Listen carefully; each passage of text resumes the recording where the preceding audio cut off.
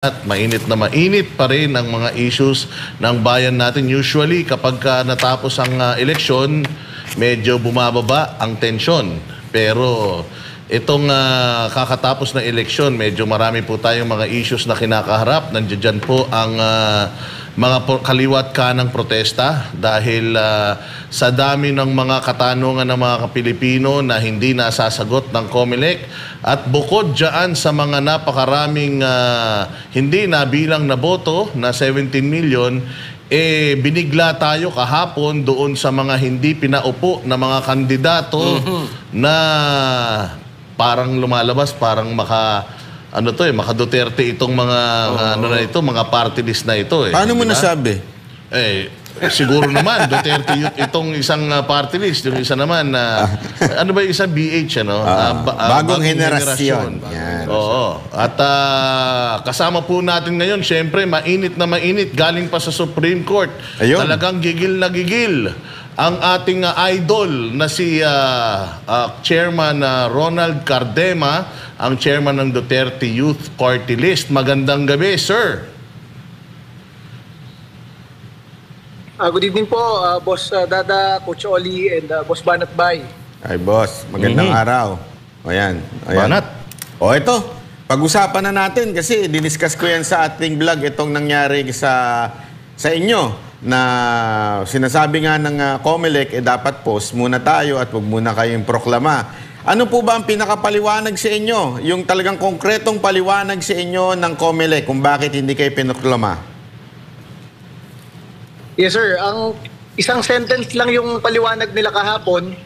Nakalagay doon na meron daw serious allegations and grave allegations ang Kabataan Party List sa amin noong 2019 na pending pa sa kanila.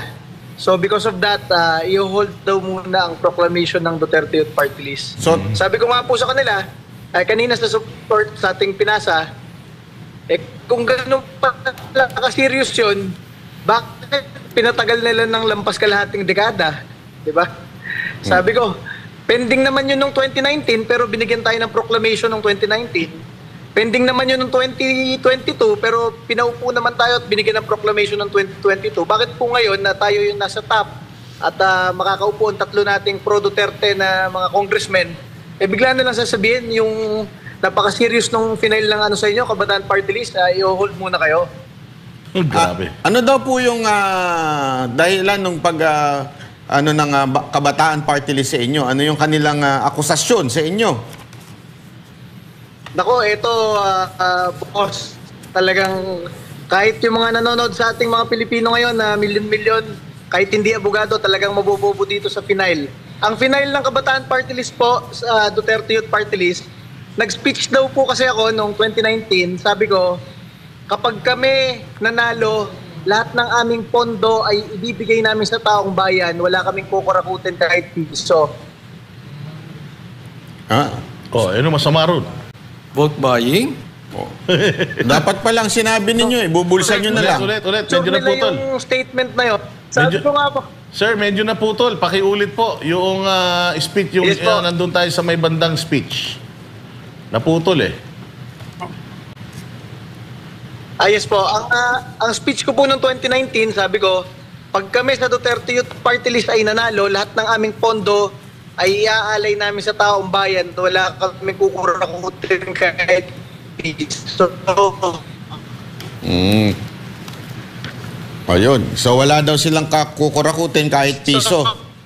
So, kinasuhan kami ng Kabataan. Sabi ko, sa dami-dami ng gobyerno, sa dami-dami ng politikong talagang namimili ng boto, ang kinasuhan pa sa National Office ng COMELEC, yung kaisa-isang hindi talaga naglabas kahit piso para bumili ng boto.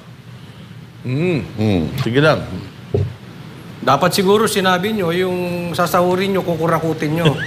Para hindi kayo din... Baka doon nagalit kasi ayaw nila nang hindi kayo nangungurakot. Paano sila mangungurakot kung hindi kayo mangungurakot? Pero masama nga. Ano masama ron? Oo. No? Hindi, vote buying daw yun. Vote buying daw Tapos, yun. yun po, vote buying daw po yun kasi ipinangako daw po namin yung lahat ng pondo namin para sa taong bayan. Ang isa pa nalang kinaso po, kasi nag-speech po ako, sabi ko, pag kami nanalo sa Kongreso, dedebatihin namin kayo hanggang maubos kayo.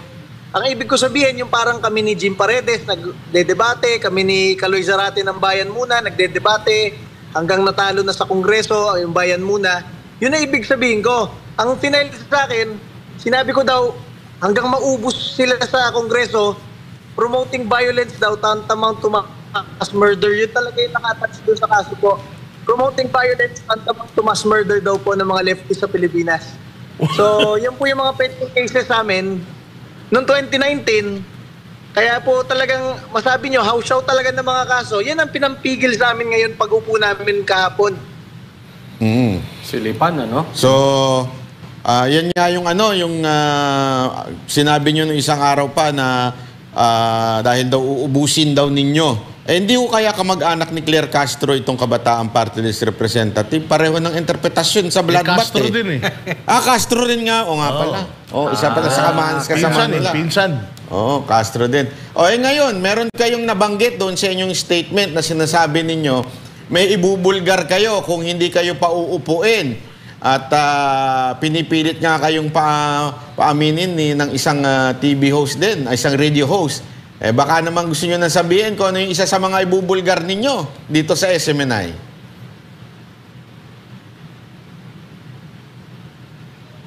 Ayun na. Nagurgur na yung kanyang signal. Parang umaandar si Sir eh. Nawala na. Mukhang... Babalik yan. Pwede siguro kahit tawag na lang sa telepono. Kahit phone patch na lang. Kasi marami pa tayong itatanong kay... Pero mainit siya, na. Mainit. Chief Cardema. Nako. Pero grabe naman yun, no? I mean, ang bobo mo na talaga. Kung maniniwala ka doon sa yung hanggang... Didibatihin ko kayo hanggang maubos kayo. Doon sa salita pa lang na didibatihin, walang violenteng debate. Hindi ba? Paano mong i-incorporate yung violence doon sa debate? Hindi ba? Tama. Anong klaseng to? Anong klaseng kabalbalan na naman to? Mantakin mo di umano, itong mga makakaliwang o makabayan na ito, according ito kay Joma Sison, doon sa lumabas na mga, actually kumalat yan sa social media dati, na ito daw mga grupo na ito, legal front ng CPP-NPA. Nako, kaya hindi ba? pala. At alam naman natin ng CPP-NPA, yan talaga ang totoong mga mass murderer. Yan ang totoong mga mamamatay tao. Yan ang totoong mga nanga-ambush, hindi ba? Nangingidnap. So, sila pa yung mga legal front ng mga mamamatay tao at tinagurian ng terorista ng European Union, sila pa yung balat sibuyas doon sa dedebatihin ko kayo hanggang maubos kayo. Ano pa yung isang na lahat ng pera ng party list ibibigay sa taong bayan. Ganun naman di ba dapat talaga? Diyan ako natakot, partner. Alam mo bakit? Bakit? Sinabi din ni Pastor yan eh. Baka gamitin na naman kay Pastor yan dahil hindi ako kukuha ng sahod ko. Yung sahod ko, ibabalik ko sa taong bayan. Yan ang pangako ni Pastor. Dapat siguro, mangungurakot ako pag nakaupo ako. Kasi hindi pwede yun vote buying daw yung gano'n. At saka, speaking of vote buying, Coach Oli, di ba? Meron ngang show cause order na ipinadala doon sa estapador dyan sa Batangas. Yung may utang daw kay VP Sara Duterte na 8 million o sa mag-asawang Duterte Carpio na 8 million. Ayun, meron show cause yun. Meron talagang nakikita na namimigay talaga ng pera para pang puon, hinahawakan pa sa ulo kada bigay ng pera, di ba? Bakit yun nakaupo? Yan ang problema kasi diba? sa kanila. Double standard? Double standard.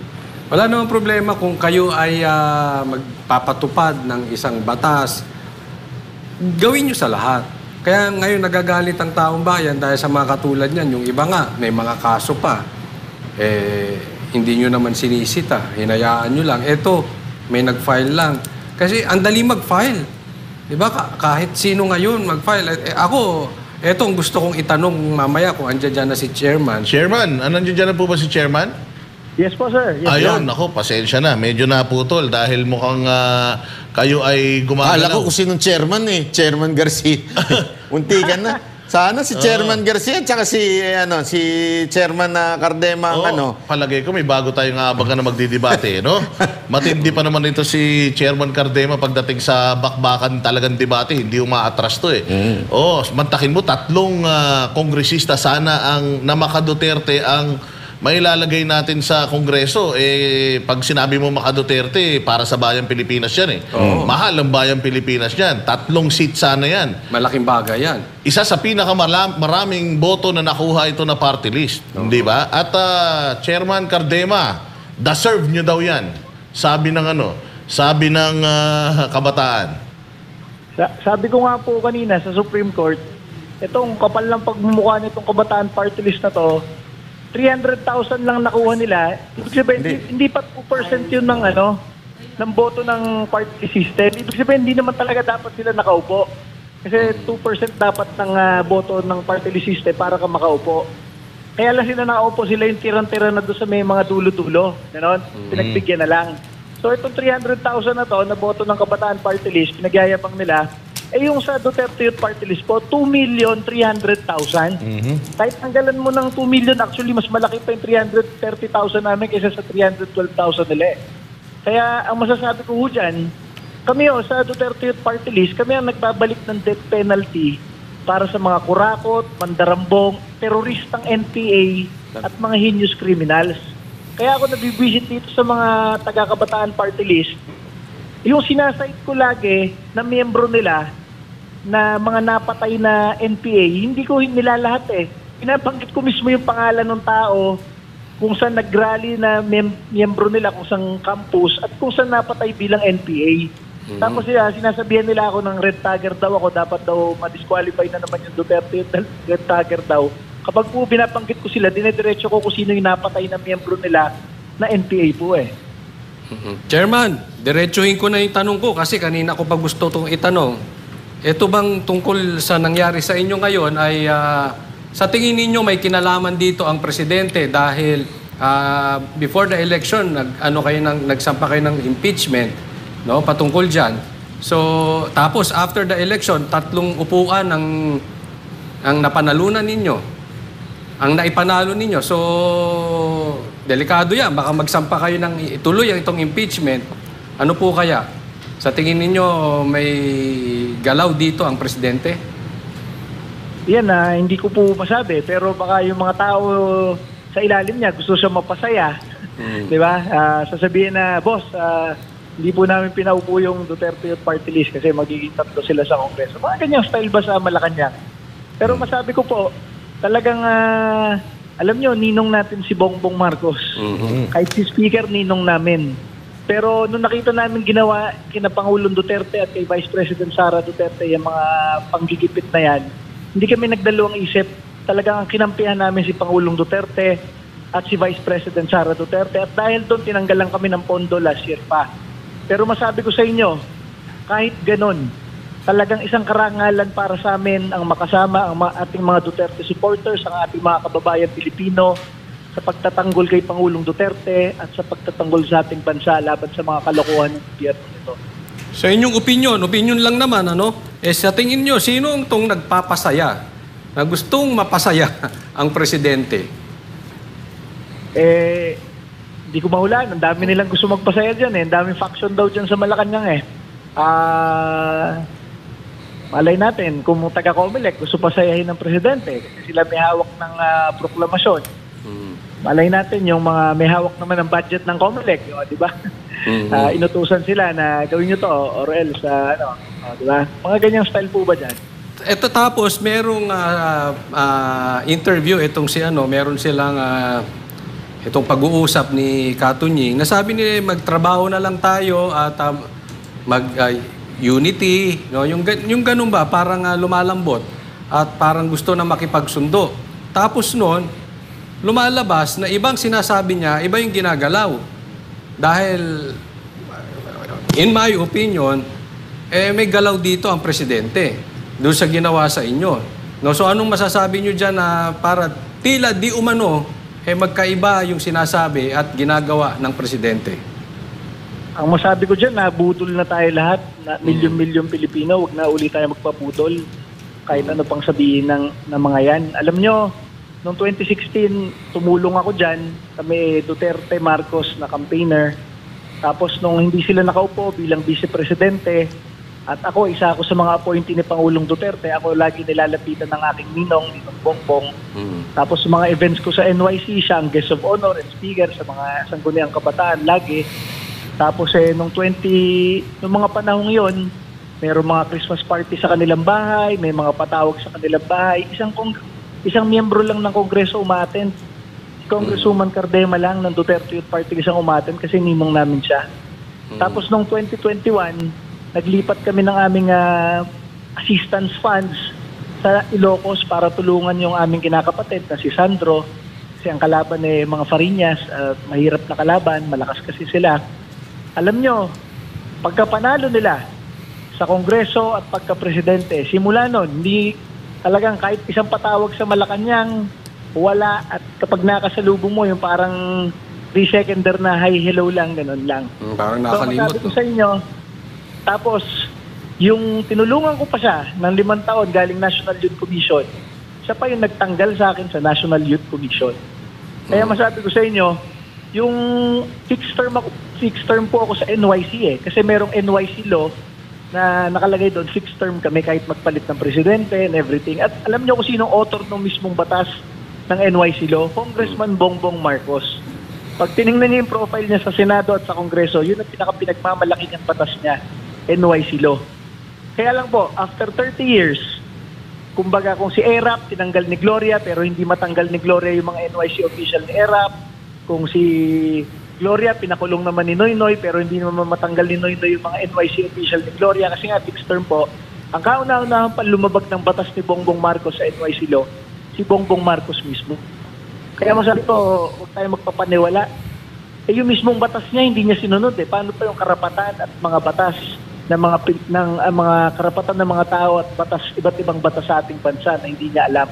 Yung kanyang sariling pinagmamalaking batas, siyang kauna-unahan lumabag. Kaya masabi ko, una, walang utang na loob ang Pangulong Bongbong Marcos, hindi lang sa amin, lalo na kay Pangulong Rodrigo Duterte na pinalibing ang kanyang ama, nabalik ang legacy ng kanilang pamilya, at kay Vice President Sara Duterte na ikinampanya siya noong 2021 at 2022 para maging presidente ng Pilipinas. Kaya kung ngayon lumalambot ang kanyang stand, dahil sinasabi niya unity na tayo, kasi na-realize niya, talo yung kandidato niya sa Zamboanga City, talo yung kandidato niya sa Davao City, talo yung kandidato niya sa Cebu, talo yung kandidato niya sa Maynila, at ang mga Pilipino, sinong ginawang number 1 na Senador Bongo, at sa party list po, ang binoto ng ating mga OFWs, ng ating mga local absentee voters, ng mga pulis at sundalo at ng milyong-milyong Pilipino, Duterte Youth po. Sino most trusted ngayon na opisyal ng bansa? Vice President Sara Duterte po. Baka dahil dyan sa mga ganyang epekto, after ng eleksyon, at nung nagpatawag siya ng victory party, isa na lang umattend sa kanya na kapartido niya, baka na-realize niya, teka, parang na ako pabaksak na ng toto 25% ratings na lang, wala pang gustong tumabi sa akin, baka kaya naghahanap ng unity. Pero, alam nyo, maniniwala lang tayong sincero siya sa kanyang panawagang unity kung kaya niyang ibalik si Pangulong Rodrigo Duterte dito dahil ang gumawa niyan ay sila mismo sa Malacanang. Grabe pala yung karanasan nyo dito kay Bongbong Marcos, Talagang binudol kayo ng todo-todo pagkatapos yung tulungan, pagkatapos ninyong kahit yung anak niya, tinulungan nyo. Pati inaanak, niloko pa, no? Grabe talaga naman ito. Kakaiba din itong Bongbong Marcos na ito. Ngayon, ito sa pagdating po dito sa hindi pagproklema sa inyo, kanina po ay dinala nyo sa Supreme Court. Ano po bang ginawa nyo doon sa Supreme Court? Ipaliwanag po natin sa ating mga kababayan. Yes po. Para po sa kaalaman ng ating mga nanonood, ng ating mga kababayan, kapag ang isang ahensya ng gobyerno ay nagdesisyon at sa tingin nyo mali ang kanyang desisyon, pwede nyo siyang ireklamo sa Korte Suprema. At ang kalimitang sasabihin ng Korte Suprema dyan, bawiin nyo yan or ipatigil nyo yung ginagawa nyo dahil meron kayong grave abuse of discretion. Ibig sabihin, hindi sinusunod nung ahensyang yon ang batas at ang mga regulations ng kanilang ahensya. kunwari, nakalagay po sa Omnibus Election Code at sa rule of COMELEC, pag ang isang kinasuhan sa COMELEC ay wala pang finality yung kanyang kaso, dapat siyang i-proclaim at mag-assume sa kanyang posisyon. Eh yun, hindi naman sinunod ng COMELEC eh. Ako, na hindi nga finality yung atin eh. Wala pa kahit desisyon sa pinakamababang level ng kanilang division yung atin. Nakapending lang talaga sa kanila ng 6 na taon, hininto po yung ating proklamasyon. So, sasabihin po natin, yun po ang ating panawagan sa Korte Suprema na i-strike down nila yung inutos kahapon ng COMELEC because of grave abuse of discretion. Discretion na lang nila. Sila na lang nag-iisip kung kailan magpoproklama ng mga tunay na duly elected officials ng bansa. So, bawal po yun. Dahil paano kung kayo-kayo lang nagde-desisyon, mahirapan natin to si Duterte yun, next month na lang, o next year na lang, o hanggang magmakaawa siya sa atin, or alam nyo na, may lumapit sa atin at mag-alok ng kahit ano, mga kung ano-anong sistema sa gobyerno. So, kailangan po i-strike down agad yan, at ang pinaka mabisa pong ginagawa dyan, ilapit sa Korte Suprema, dahil 70% po ng mga desisyon ng COMELEC historically ay ini-strike down ng Korte Suprema for grave abuse of discretion po. Chairman Cardema, kasi natalo po kayo bilang bokal dyan sa Laguna. Uupo po ba kayo bilang party list representative ng Duterte Youth kung sakaling maproklama kayo, or fix na yung 3 nominee ninyo? Kasi nakita natin, nasilip na natin yung 3 nominees ninyo eh. Yes po. Una po, hindi tayo yung uupo dyan. Talagang kung ano po yung nilista natin, yun ang uupo. Kasi po, sa jurisprudence ng Supreme Court, yung decision nilang Duterte Youth Party List versus Rowena Guanzon, doon po napagtibay ng Korte Suprema na bawal lang mag-substitution sa party list system. So, doon po sa ikinaso natin kay Rowena Guanzon, yun po ang naging jurisprudence. So, tayo po mismo ang dahilan kung bakit bawal na mag-substitution sa party list system po sa bansa. So, doon po sa atin sa Laguna, yun nga po, natalo po tayo bilang bukal. Pero sa atin naman po, wala naman pong problema dyan. Una, hindi naman tayo namili ng boto, kahit piso, kahit, alam nyo, na-realize ko sa ating bansa, napakaraming politiko pala na bumibili talaga ng boto. Kasi yung mga kandidato na namimit ko sa iba't ibang probinsya na lumalapit para sa Duterte Youth Party List at yung sa amin sa Laguna, lalapit sa'yo sa CPN Boss, kailangan isigurado mo dito sa area to, meron kang mga coordinators. Kuha ka dito sa isang barangay ng 1,000 coordinators, 500 lang. Talagang, alam nyo, masabi ko sa inyo, nasusuka ako eh. Yung physically talagang parang meron akong iluluwa na out of disgust na parang talagang perversion of the democratic process ng ating bansa. Para sa akin, hindi parte ng demokrasya yung bibilin mo yung boto eh. Hindi mo pinag-decide yung tao kung sino talaga ang gusto nila. Dinaya mo yung demokrasya ng bansa. So, yung ibang mga, alam nyo, ngayon sa ating bansa, majority, mamimili ka na lang eh. Mabait na kurakot o masamang ugali na kurakot. Diba? Mga ganyan na lang. Dapat walang ganyan. Kaya nga po, ang Duterte Youth Party List, kaisa-isa sa Kongreso na to, na nagbabalik po ng death penalty para sa mga kurakot at mandarampong. Kasi alam nyo, sa sobrang dami ng kurakot at mandarampong sa Pilipinas, nakasanayan na ng Pilipino na baka yung makakaharap niyang mayor niya, congressman niya, kurakot yan, ganyan talaga. Diba? Dapat, mga kriminal yan mga yan eh. Kaya nga sinasabi ko nga po sa COMELEC, bakit sa dami-dami ng party list nominees at kongresista na merong kasong malversation of funds, corruption, plunder, kahit nga si De Lima may kaso pa sa Court of Appeals, si Tulfo nga may kaso na citizenship issue, bakit lahat sila pinaupo ng COMELEC? Tapos yung sa atin, sasabihin, nako, very serious yung sa inyo. Yung napaka-hausaw na kinaso ng Kabataan Party List, yung pa ang seryoso para sa kanila. And dapat hino-hold talaga dyan sa COMELEC, una, yung kaalyado ang teroristang NPA. Pangalawa, yung mga kurakot at mandarampong. Yung isa, may citizenship problem, pinaupo nila. Ito, may kaso pa sa drugs, sa CA, pinaupo nila. So, anong yan? It is really grave abuse of discretion. Iba yung discretion mo dito sa ibang grupo ng mga tao, iba yung dito sa Pro Duterte na wala naman talagang kaso. na malala.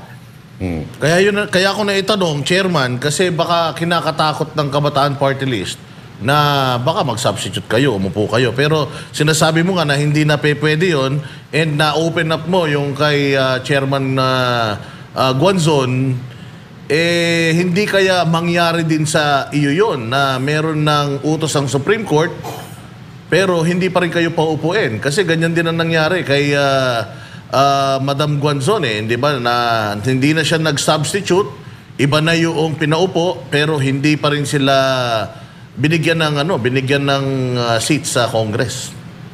Ano nangyari kay Commissioner Guanzon? Kinasuhan ko siya dahil nag-substitute siya. After 2 years, sabi ng Supreme Court, pwede nang maupo yung party list nyo, pero hindi ikaw.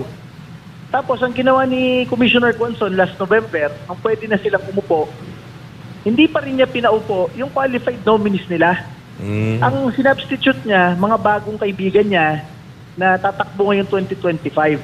So, pag substitute ng mga yon, kinasuhan ko na naman siyang bago sa Supreme Court. Sabi ko, pinapaupo na kayo, pero ang dapat mong gamitin, yung nominees mo noong 2022. Kasi sila yung qualified noong 2022 elections Etong gusto mong paupuin ngayong November 2024, eto yung kandidato mo next year for 2025. Hindi pa sila qualified dahil hindi mo ma-raise kung kailan sila naging miyembro ng party list mo at hindi sila miyembro ng party list mo nung 6 months before 2022 elections. Yun ang requirements po dun na miyembro ka na ng party list 6 months before the election nung 2022. Ito naman, meron namang isang parang ipinapanukala o ang COMELEC na ang mga party list na pangalan daw ng party list sa susunod, hindi na daw nila papayagan yung mga pangalan ng tao, TV show at mga yung programa ng gobyerno. Ano naman masasabi nyo doon? Kasi kung pangalan ng tao, parang talagang kayo yung target Yes po. Kung gano'n ang decision ng COMELEC, siyempre susundin po natin. Pero sa tingin ko, ang importante doon, wag yung programa ng gobyerno na pinopondohan ng gobyerno. Kasi ganyan yung nangyari kay Richard Gomez Meron siyang mamamayan ayaw sa droga na programa, pinopondohan ng gobyerno. Tapos tumakbo siya dati as congressman ng MAT. Kaya hindi nakaupo si Kong Richard. Gawa yun ng doon, basihan. Pinondohan ng gobyerno yung programa ninyo, yun ang pangalan ng programa ninyo, yun yung pangalan ng party list mo. Hindi dapat yun. So, actually, dapat applicable ngayon yun sa ibang party list dyan na ang ginagamit, pangalan ng programa ng gobyerno, lalo na yung namimigay ng pera na programa Oo Mayroong party list na 4-piece, di ba? May party list na tupad, parang ganun no? Pero ang pinakamatindi dyan, yung party list na game show. Oo. Diba yung tutok to win? Buti nga naolat yung may-ari nun Ang berang buhay Anyway. Tsaka yung one pack man. Ano nun? Ito, isa pang issue ngayon itong, di ba, sinabi ni pangalan nito, ni Bongbong Marcos na gusto niya ng parang peace or something. Kasi naalala ko lang, itong nangyari sa inyo, isa ba ho ba itong sa tingin nyo, hindi totoo talaga yung kanyang pinagsasabi na peace and unity sa kalaban? Sa tingin nyo po ba ito'y hakbang laban talaga sa mga Duterte pa rin? Sa tingin ko hindi totoo yan. Bakit? Lahat ng opisyal ng gobyerno, mga sekretary, mga chairman ng ahensya ay alter egos lang ng presidente. So, si George Garcia, alter ego ng presidente sa larangan ng eleksyon. Ganito yung ginagawa sa Duterte Youth. Yung DOJ, alter ego ng presidente sa larangan ng justice system. Anong pinapagawa kay Harry Roque? Pinapakuha through Interpol, di ba? Tapos kahit sa iba't ibang ahensya pa ng gobyerno, lahat na nagpa-persecute, nagpapahirap sa pamilya Duterte at sa mga Duterte supporters, merong yan.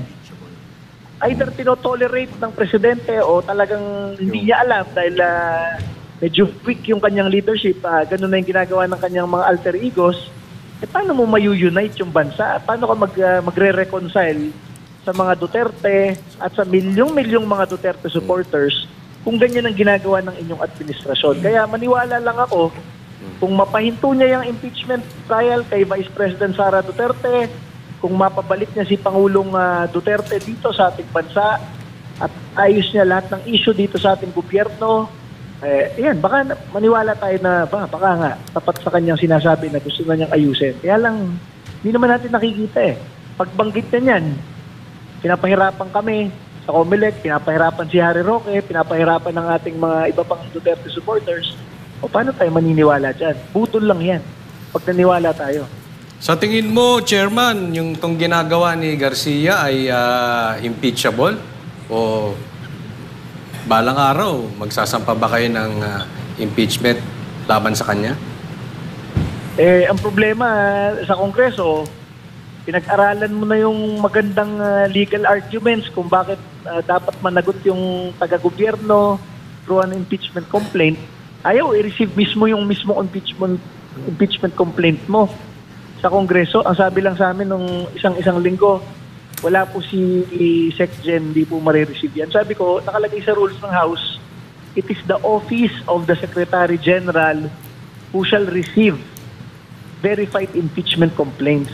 Sabi ko, hindi naman sinabing si Secretary General mismo o boss mismo ng ahensya at ng opisina yung magre-receive. Ang sabi, ang inyong opisina. Sinasabi, ayaw daw nila, kahit may mga deputy SecGen doon, ayaw nila mag-receive kasi daw SecGen daw talaga lang ang nagre-receive. So, ganyan lang rin sasabihin, kahit reklamo natin yung mga impeachable officers like George Garcia, talagang iiwasan tayo doon ng magre-receive sa opisina nila. Ito naman, yung speaking of impeachment, ito namang impeachment ng presidente. Ano namang status niyan? Asa na tayo dyan? Tutuloy ba yan, Chairman? Wala, hindi daw tinatanggap Nung last week, ang dami nagsabi sa akin, mga kasama nating Duterte supporters, na i-file na lang daw po sa unang araw ng 20th Congress. Para hindi tayo, kasi baka pag ngayon tinanggap, tapos nag-resume yung Congress kasi magre-resume yan ng 2 linggo lang. Magpapaalaman sila doon kahit yung mga talo attend. Baka doon biglang itakel tapos i-dismiss ng 2 weeks na yon, sabihin na may 1 year pa na. Diba? So may aabangan tayo. Opo, sa tayo 20th Congress. Pero Chairman, may sinabi si may sinabi si VP Sara na siya daw ang pagawain nyo ng articles of impeachment dahil kung siya daw ang gagawa niyan, sigurado maganda daw yan. Yun. Oo, yun ang sinasabi. Susundin nyo ba? Kayo ba ay lalapit sa kanya? Hihingi ba kayo sa kanya ng payo tungkol sa inyong impeachment na isasampa? Yes po. Ngayon ko lang po narinig ngayong gabi sa inyo po. Pero dahil po dyan, mag-reach out po tayo kay ma'am. Tapos lahat po ng kanyang suggestion, siyempre ipapasok natin doon sa ating impeachment complaint po. Ano niya yun? Nabanggit niya yun sa kanyang isang interview. Tinanong siya tungkol doon sa impeachment. Sabi niya, wala nga daw siyang alam doon. Sana daw, nakuha yung yung side niya dahil kung siya daw ang gagawa nung impeachment complaint, sigurado daw, shoot daw sa bangayon. Yun ang kanyang statement. Yes, makikinig po tayo kay ma'am kasi alam nyo, siya yung pinapailan lagi ng mga impeachment complaints sa Kongreso. Siyempre, gamay na niya yung mga pwedeng articles na ipangtapat naman laban sa ating presidente. Dahil alam nyo, yung pinapail natin kasi, sabi lang natin doon, ang soberanya ng bansa nakalagay sa Constitution, the sovereignty of the country resides in the Filipino people. Hindi doon sa teritoryo po Kasi bakit? Ang teritoryo, nag-iiba-iba yan. Minsan lumalaki, lumalawak, minsan dispute, di ba? So hindi mo basihan yung teritoryo ng soberanya. Ang basihan mo yung buhay ng mga Pilipino. Ngayon, nag-surrender yung Pangulong Bongbong Marcos ng isang Pilipino sa kamay ng mga dayuhan. Di sinurrender niya ang soberanya ng bansa noong March 11 sa kamay ng mga dayuhan. So, yun yung ating nilagay doon sa impeachment complaint natin. Na talagang may violation tong presidente. Tatanggihan ni yan? Tatanggihan ni DOJ Secretary yan. Kasi ang sabi niya, wala naman tayong isinukong soberanya Tao lang naman ang sinuko natin Si Pangulong Duterte lang naman ang sinuko, hindi naman daw ang Pilipinas. Aba, yun nga po, nakalagay sa ating saligang batas, ang mga Pilipino ang nagde-determine ng soberanya ng bansa. Hindi naman kailangan na isurrender mo yung 120 million na Pilipino para lang sabihin na sinurrender mo yung soberanya ng bansa. Ang sabi, Filipino people, kumbaga buhay ng mga Pilipino. So kapag ginawa mo yon, talaga sinurrender mo yung soberanya ng bansa, meron kang culpable violation of the Constitution. At syempre, meron ka rin betrayal of public trust. Pinagkakatiwalaan ka ng mga Pilipino na talagang papangalagaan mo ang ating mga kababayan. Bakit mo sinurrender? Meron naman tayong justice system sa ating bansa. Pinagmukha mo tuloy failed yung justice system ng Pilipinas dahil doon sa ginawa nila. Pangalawa po, nasabi ni DILG Secretary Remulla na it was the Office of the President who chartered the private jet, the flight to the Netherlands.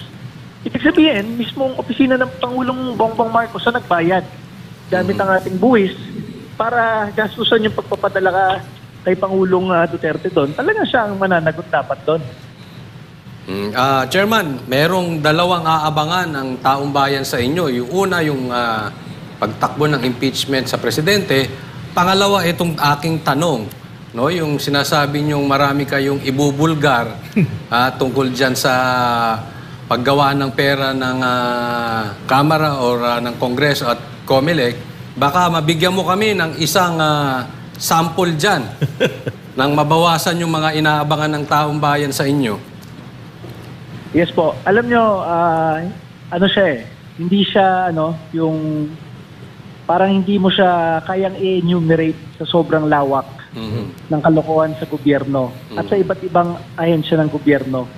Parang it is a systematic corrupt system in our government. Hindi nga corrupt plundering system in our government.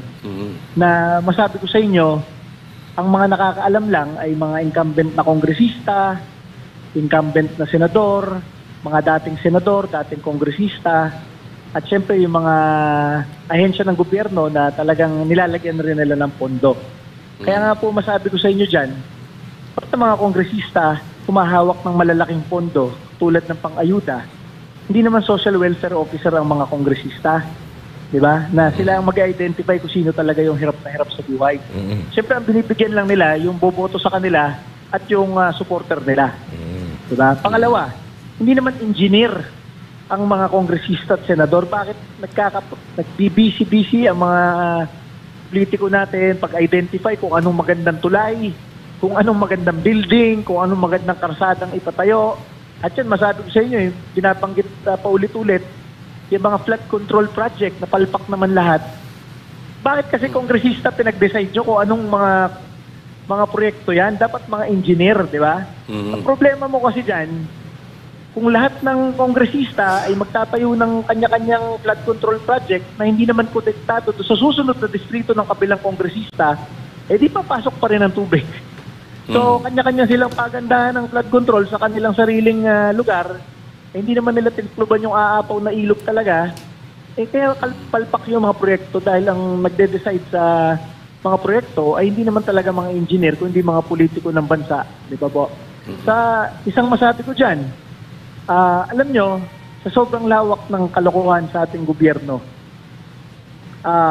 marami dyan, kongresista, dating kongresista, senador, dating senador. Ang masabi ko sa inyo, ang pwede nyo lang talagang pagkatiwalaan ngayon sa ating bansa, si Vice President Sara Duterte. Bakit? Hindi niya dinaanan yung mga institusyon na yan. Diba? Mula mayor, diretso siyang Vice President ng Pilipinas. Kaya hindi siya napahawak dyan sa mga opisina ng gobyerno na sila ang nagla-allocate ng mga pondo ng mga ahensya.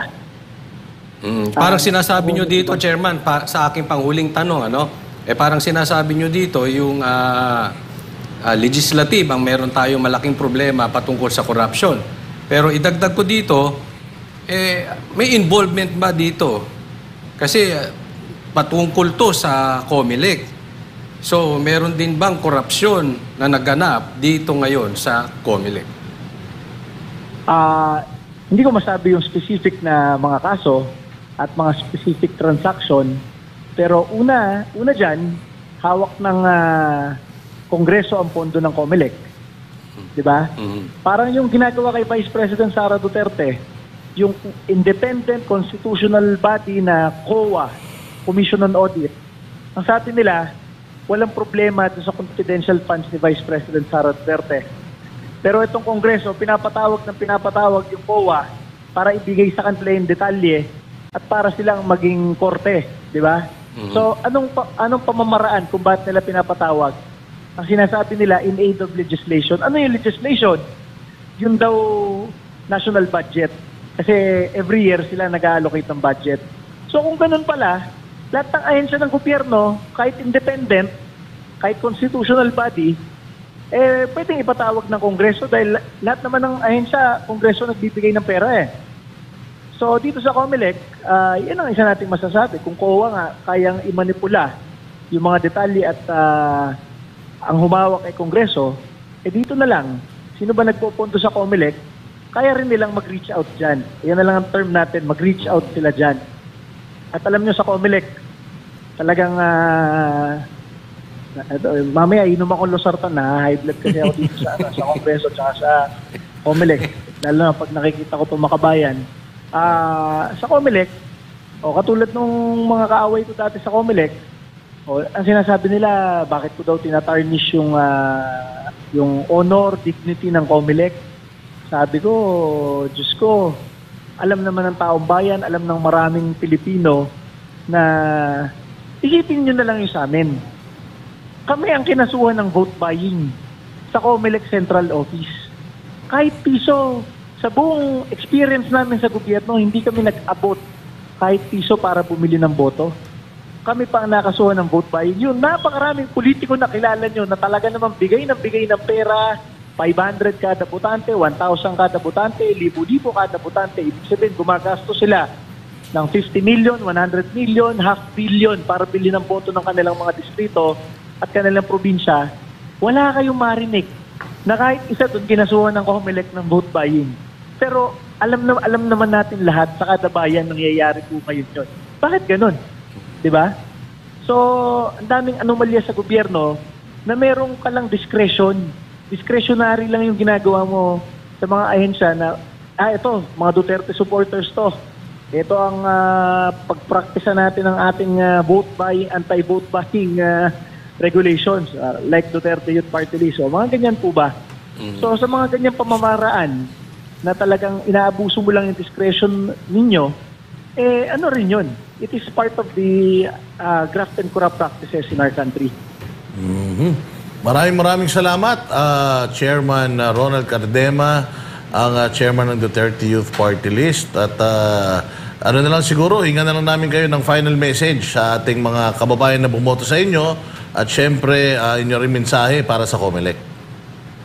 Yes po. Ang ating mensahe po sa ating mga kababayan Pilipino, alam niyo po, nagpapasalamat ang Duterte Youth Party List sa tiwala at sa botong ibinigay po ninyo.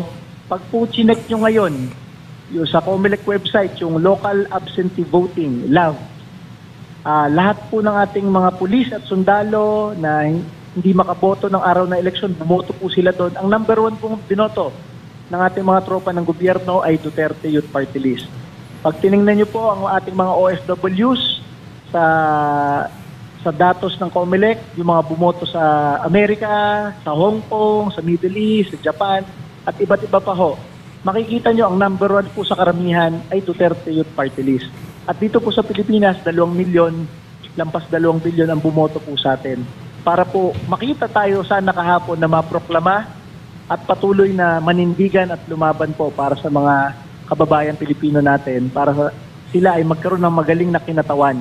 Alam nyo ang ating 3 kinatawan, isa galing UP, na military reservist, isa galing Philippine Military Academy, PMA, isa galing Philippine National Police Academy, PNPA. Kaya ang maaasahan ninyo sa inyong Duterte Youth Party List, kapag kami naupo, kung kami matapang noon, ngayon, lalo na pag upo ng 3 kongresista natin na puro nakuha ang tapang sa pagiging scholar ng bayan, sa UP, sa PMA at PNPA. At sana po tayo panigan ng Supreme Court para po tayo po ay baka upo agad at maging kinatawan po ninyo sa Kongreso. Maraming salamat po ulit kay Ronald Cardema, ang chairman ng Duterte Youth Party List. Magandang magandang aabangan yung mga kanyang revelasyon. By the way, chairman, kung buo na ang inyong loob at ilalabas nyo na yung inyong mga tinatagong bala, available po ang programang Banatero sa isang buong linggo po tayo, alas 8 hanggang alas 9 ng gabi yan. Kaya Nako, ayan, mga partner, ano nga masasabi nyo dyan sa mga narinig nyo kay Chairman Cardema? Napakadumi na ng institusyon natin talaga. Mismo talaga, no? Pero abangan natin yan. And hopefully, lumabas na yan agad-agad. At syempre, isa pang mainit na issue ng bayan natin ay yung bloodbath at yung paghingi ng parang yung gusto na ng kapayapaan ni Pangulong Marcos. Ang dami actually no? Hindi kasi kung titingnan mo, nagsimula yung si Toby Chanco.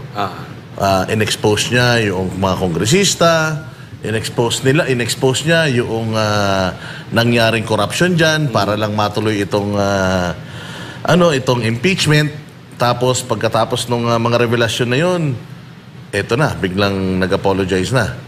At ang dami-dami niya mga sinabi doon sa kanyang interview. Sabi ko nga, nako, medyo maraming binitawan si Pangulong Duterte doon Pangulong Marcos doon sa kanyang interview. Isa doon sa na-capture ko is inggit na inggit daw siya doon sa mga Taipans. Yung mga may-ari ng kumpanya dito sa Pilipinas na mga Chinese.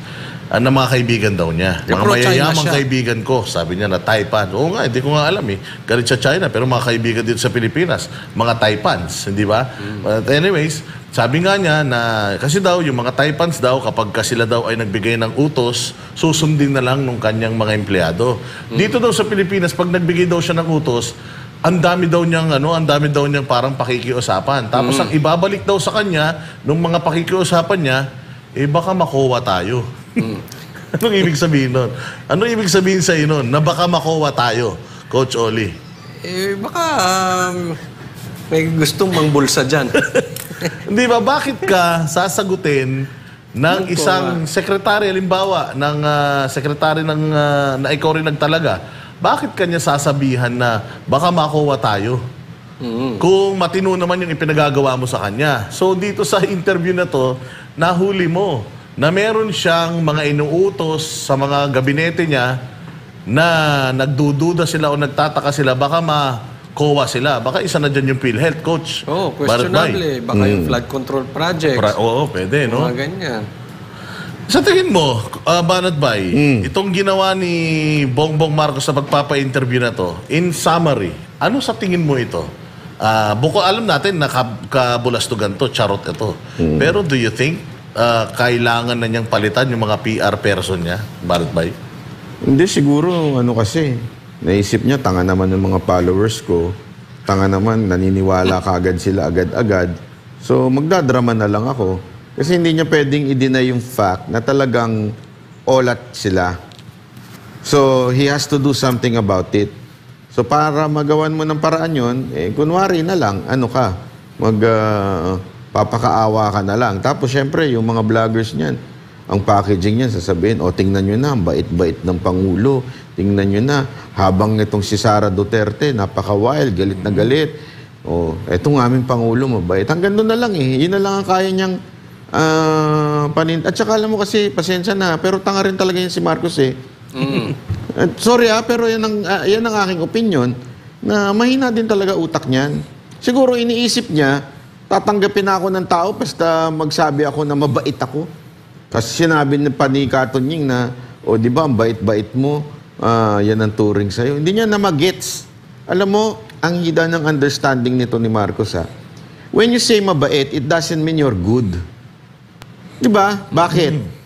Kayo, sino ba dito sa inyo? Siguro dito sa KOJC, wala. Pero sa bahay ninyo, yung kayo mga nanonood, di ba ang tawag nyo sa daga mabait? Bakit mabait? Bakit mabait ang tawag nyo sa daga? Ayaw nyo kasi ma-offend Kasi nangat-ngatin yung damit mo. Gagantihan ka. But I know it's wrong. Ako, hindi ako naniniwala doon. Pero kaya mo sinasabing mabait yung daga, it's because ayaw mong ma-offend.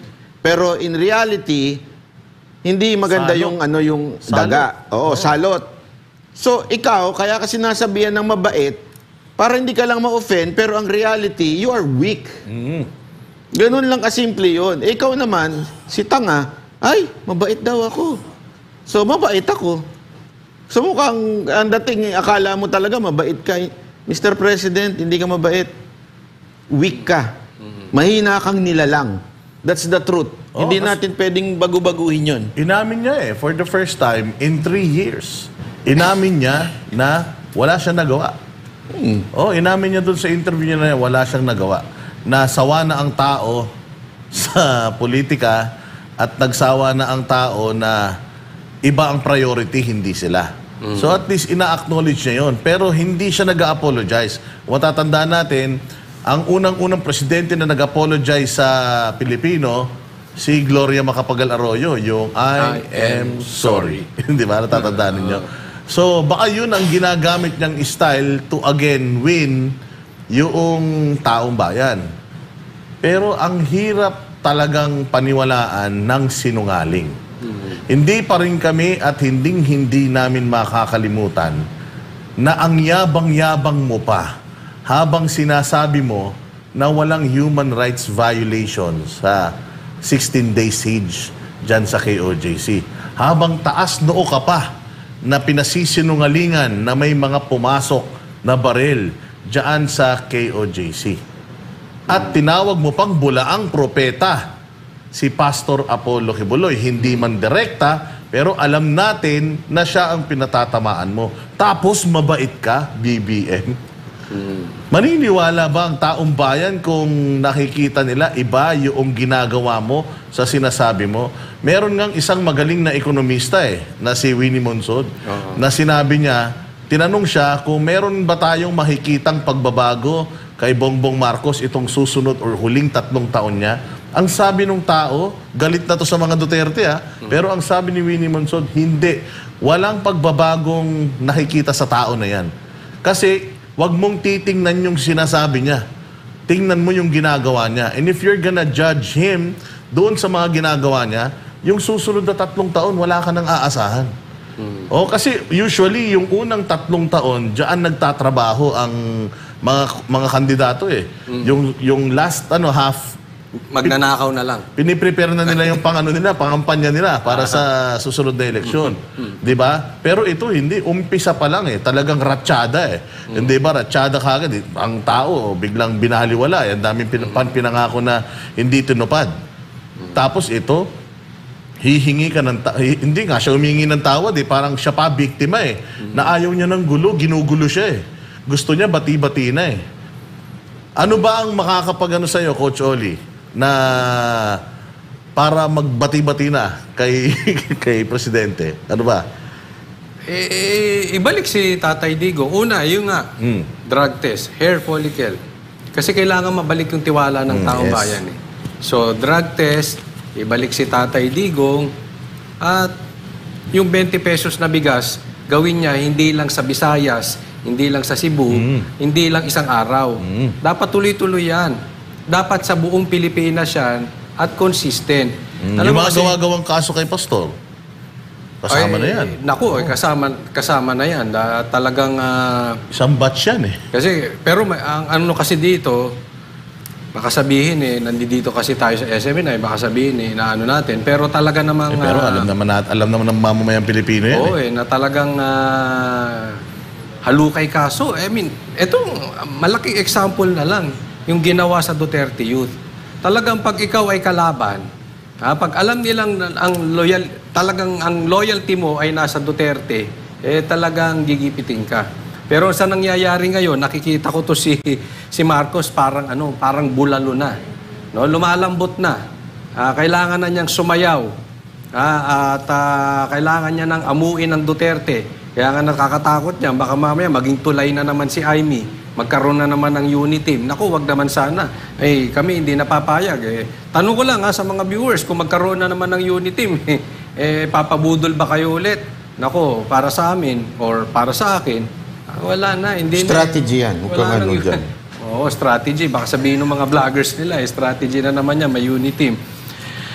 Alam mo, nakukumpara ko nga to si Presidente sinabi ko to sa vlog ko para ito yung isang asawa or isang boyfriend na babaero na nahuli na ng babae, tapos sasabihin sa asawa, hindi naman bababae, tapos lalabas, mambababae ulit, babalik, tapos hindi na ulit. Iba, yung iba sinasabi paglabas, ipagmamalaki niya, mahal na mahal na mahal ko yung asawa ko.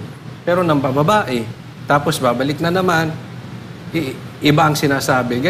Itong ganyan nangyari kay Marcos, kaya wala tuloy nagtitiwala dito kay Presidente Marcos sa kanyang mga ginagawa, partners. Barat ba Ayun. So, alam nyo, mga sa NCAP, ang banat pa yan, ingat ka, yung Oo nga. NCAP, tanggal na, Ay, naku no po. contact apprehension, tinanggal na TRO. O pwede na ulit sila manghuli ng, ng may plaka. picturan lang. Tanggalin nyo na lang yung plaka. De, biro lang. Anyway, ako hindi ako naniniwala dyan sa huling press con, o di pala press con, ano yun? PR. Interview. O, PR vlog ni Katon Ying dito kay Marcos. Hindi ako naniniwala na 4-piece si Marcos. Hindi. Pambubudol na naman yan. Alam mo, wala naman sinabing totoo yan, si Marcos. Kaya lahat ng sinasabi niyan, puro kasinungalingan. That's the truth. Wag na tayong, magsabi ka sa akin ng kahit man lang tatlong sinabi niyang totoo. Wala kang makikita doon. Sigurado yon 100%. Wala kang may bibigay na tatlo. Kaya ito yung isang kalokohan. Huwag tayo maniwala na naman dyan sa peace offering niyang yan. Ganun talaga ang buhay. Pagka ikaw ay mambubudol, talaga mambubudol ka na. Yun lang. Kita-kita po tayo ulit mga banateros. Dito lang sa SMNI. Pagtama, palakpakan, pagmali, banatan. Ako po si Banat Bay. Ako naman po, si Coach Oli. Ako naman po si Boss Dada para sa Diyos at Pilipinas nating mahal.